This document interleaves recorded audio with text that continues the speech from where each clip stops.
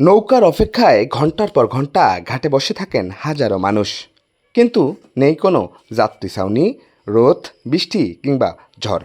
সব উপেক্ষা করেই অপেক্ষা করতে হয় তাদের।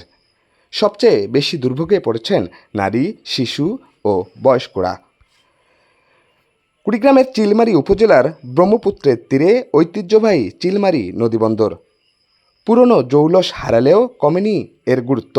প্রতিদিন রৌমারী, রাজীবপুর সহ বিভিন্ন চরাঞ্চল থেকে হাজারো মানুষ নৌপথে যাতায়াত করেন এই ঘাট দিয়ে।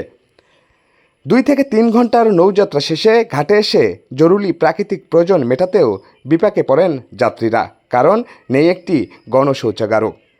বাধ্য হয়ে কেউ আশপাশের বাড়িতে ছুটছেন, আবার কেউ লোকলজ্জায় খোলা জায়গায় প্রাকৃতিক প্রয়োজন সারছেন। ঘাট সূত্রে জানা গেছে, প্রতিদিন অন্তত 50টি নৌকা চলাচল করে এই বন্দরে। প্রতিটি নৌকায় গড়ে 80 থেকে 100 যাত্রী থাকায় দৈনিক প্রায় 4 থেকে 5 হাজার মানুষের যাতায়াত এখানে।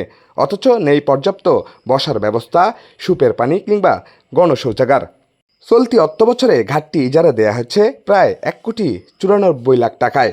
বিপুল রাজস্ব আদায় হলেও যাত্রী সেবায় নেই দৃশ্যমান উন্নতি।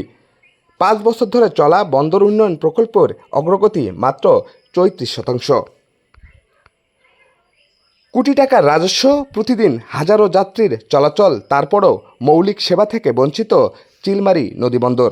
তাই যাত্রীদের দাবি, ভবিষ্যতের অপেক্ষা নয়, এখনই গণশৌচাগার, সুপের পানি ও যাত্রী ছাউনির ব্যবস্থা নিশ্চিত করুক কর্তৃপক্ষ।